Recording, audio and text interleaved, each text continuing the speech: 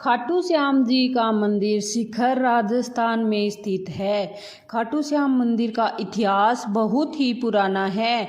यह आज से लगभग 1000 वर्ष पूर्व शुरू हुआ था। शिखर जिले से 40 किलोमीटर दूर खाटू नामक गांव में बाबा खाटू श्याम का मंदिर है। इस मंदिर में भगवान श्री कृष्ण और बर्बरिक की पूजा होती है। खाटू श्याम में बर्बरिक का सिर है, जिसे बर्बरिक ने भगवान श्री कृष्ण के कहने पर दान कर दिया था। कलयुग में खाटू श्याम को श्री कृष्ण का अवतार माना जाता है। खाटू श्याम को हारे का सहारा भी कहा जाता है, क्योंकि जिसकी मनोकामना कहीं भी पूरी नहीं होती उसकी श्याम बाबा पूरी करते हैं।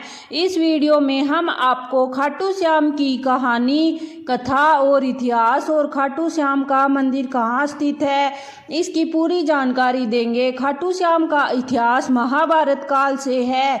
यह पांडु पुत्र भीम के पुत्र थे, जिसे खुश होकर भगवान श्री कृष्ण ने इसे कलयुग में अपने नाम से प्रसिद्ध होने का वरदान दिया था। खाटू श्याम जी का नाम बचपन में बर्बरिक था। घर परिवार, माता पिता, गुरुजन सभी इनको बर्बरिक के नाम से जानते थे। भगवान श्री कृष्ण ने इनको अपने घुंघराले बालों की वजह से श्याम नाम दिया था। खाटू श्याम को श्याम बाबा, हारे का सहारा, लकदातार, नीले घोड़े पर सवार आदि नाम से जाना जाता है। खाटू श्याम को मोरबी नंदन भी कहा जाता है। खाटू श्याम की कहानी की शुरुआत मध्यकालीन महाभारत से शुरू हुई थी। महाभारत में श्री भीम के पुत्र का नाम था घटोत्कच। घटोत्कच का विवाह आदित्य राजा की पुत्री कमलकांता से हुआ था, जिसे मोरबी के नाम से भी जाना जाता है। मोरबी और घटोत्कच ने एक पुत्र को जन्म दिया, जिसका नाम था बर्बरिक। बचपन से ही बर्बरिक ने अपनी माता मोरबी और भगवान श्री कृष्ण से युद्ध की कला सीखी थी। भगवान शिव की तपस्या की, जिससे प्रसन्न होकर शिव ने उन्हें 3 बाण दिए। यह 3 बाण उसको तीनों लोकों पर विजय दिलवा सकते थे। यह वरदान पाकर बर्बरिक बहुत ही खुश हुए। बर्बरिक अपनी वीरता और शक्तियों के लिए जाने जाते थे। महाभारत काल में जब कौरवों और पांडवों के बीच युद्ध शुरू हुआ, तब बर्बरिक ने अपनी माता के पास गए और युद्ध देखने की स्वीकृति मांगी। उसी दौरान उनकी माता ने उनसे पूछा कि तुम किसकी तरफ से युद्ध लड़ोगे। इस पर बर्बरिक ने जवाब दिया, जो हारेगा मैं उसी की तरफ से युद्ध लड़ूंगी। माता से आज्ञा मिलने के बाद बर्बरिक महाभारत का युद्ध देखने के लिए निकल पड़े। भगवान श्री कृष्ण यह सब देख रहे थे। श्री कृष्ण जानते थे कि यदि बर्बरिक को नहीं रोका गया तो युद्ध का परिणाम पलट देंगे। रास्ते में जाते हुए बर्बरिक को श्री कृष्ण ने ब्राह्मण रूप धारण करके रोक लिया और पूछा, बालक तुम अकेले कहाँ जा रहे हो और 3 बाण लेकर कहाँ जा रहे हो। बर्बरिक ने जवाब दिया, मैं महाभारत का युद्ध देखने जा रहा हूँ।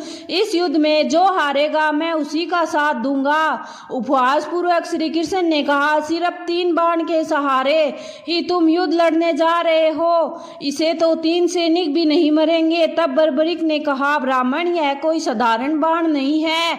यह बाण मुझे मेरे आराध्य प्रभु शिव ने दिए हैं। 3 बाण तो क्या, सिर्फ 1 बाण एक पल में युद्ध को खत्म कर देगा। हालांकि यह बात श्री कृष्ण को पहले से ही पता थी। बर्बरिक को रोकने के लिए श्री कृष्ण ने उनकी परीक्षा ली। श्री कृष्ण ने कहा, बालक इस पीपल के पत्तों को भेद कर दिखाओ। तब बर्बरिक ने 1 बाण निकाला और अपने आराध्य का ध्यान करते हुए सारे पीपल पर जो भी पत्ते थे सभी को भेदते हुए निकाल दिया। बर्बरिक ने ब्राह्मण से पूछा, आप कौन हो, मुझसे क्या चाहते हो। इस पर ब्राह्मण ने जवाब दिया कि मुझे दान चाहिए, क्या तुम मुझे दान दे सकते हो। बर्बरिक ने कहा, मांगो, आपको क्या चाहिए। तब ब्राह्मण ने उसको शीश दान मांग लिया। यह सुनते ही बर्बरीक समझ गया कि यह कोई साधारण आदमी नहीं है। उसने ब्राह्मण को अपना असली रूप में आने को कहा।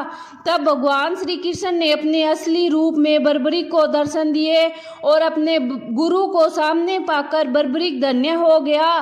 तब बर्बरीक ने रात भर भजन किया और दूसरे दिन फागुन शुक्ल की द्वादशी को स्नान करके अपने हाथों से बर्बरीक ने बिना किसी देरी किए अपना सिर काटकर अपने गुरु के हाथों में रख दिया। भगवान श्री कृष्ण ने शीश को एक ऊंचे स्थान पर रख दिया कि बर्बरीक महाभारत का युद्ध देख सके। बर्बरीक की दानवीरता से खुश होकर श्री कृष्ण ने उन्हें अपना नाम श्याम उपहार पूर्वक भेंट किया। साथ ही आशीर्वाद दिया कि आने वाले युग में तुम मेरे नाम से पूजे जाओगे। जब भी कोई हारा और टूटा हुआ भगत तुम्हारे पास आएगा तो तुम्हारी पूजा करेगा, उसकी सभी मनोकामना सफल होगी। और श्री कृष्ण ने बर्बरीक के शीश को एक ऊंचे स्थान पर रख दिया। आज विश्व विख्यात खाटू श्याम का मंदिर इसी स्थान पर बना हुआ है जहां पर उनका कटा हुआ सिर रखा गया था। तो यह है खाटू श्याम जी के बेहद अद्भुत कहानी। खाटू श्याम जी का महत्व कलयुग के साथ बढ़ेगा, क्योंकि श्री कृष्ण भगवान ने उनको आशीर्वाद दिया था कि जैसे जैसे कलयुग बढ़ेगा तुम्हारा यश और लोगों की तुम्हारे प्रति आस्था बढ़ेगी। आज बाबा खाटू श्याम हारे का सहारा बनकर भक्तों के काम कर रहे हैं और उनके दुख दर्द का हरण कर रहे हैं। खाटू श्याम का महत्व इसलिए भी बढ़ जाता है क्योंकि इन्हें कलयुग का भगवान माना जाता है, क्योंकि यहाँ आस्थावान लोगों के हर काम होते हैं। और ऐसा माना जाता है कि जो व्यक्ति अपने जीवन में दुखों और तकलीफों से घिरा हुआ है, अपने जीवन से हार मान चुका है, उसे एक बार अवश्य खाटू श्याम जी के दर्शन करने चाहिए, उनकी शरण में जाना चाहिए और